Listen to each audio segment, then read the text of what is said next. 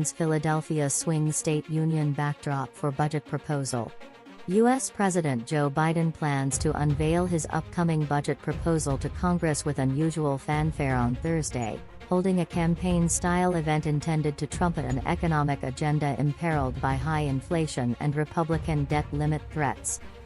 Biden plans to roll out the tax and spending plans at a Philadelphia Union Hall, a venue in a competitive battleground state that will highlight the president's worker-centric political pitch in the weeks running up to his expected announcement of a 2024 re-election bid. The president will deliver remarks on his plans to invest in America, continue to lower costs for families, protect and strengthen Social Security and Medicare, reduce the deficit, and more, the White House said in a statement.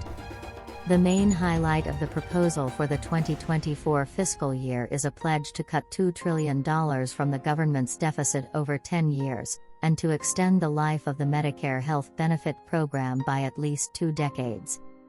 Biden is also planning to revive his plans to raise taxes on billionaires and to fund initiatives like a child tax credit. A proposal to raise payroll taxes on very high-income people is also on the table. But Biden is planning to stand by a 2020 campaign pledge not to raise rates on Americans making less than $400,000 a year.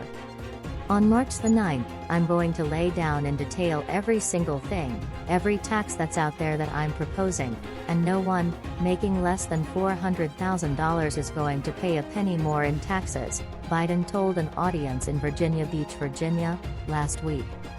I want to make it clear, I'm gonna raise some taxes, the Democratic president added. Biden, under pressure from Republicans who are threatening not to raise the U.S. debt limit unless he agrees to sharp spending cuts, has challenged Republicans to release their own proposals and to negotiate over those plans rather than over whether the country should raise the debt ceiling and pay its existing bills. An unprecedented U.S. default could halt growth in an economy that rebounded strongly in terms of output and jobs since the COVID-19 pandemic.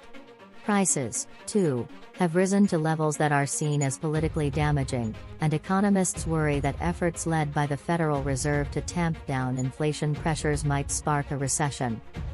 Biden aides regard union backing as well as success in Pennsylvania as critical to any re-election bid by Biden.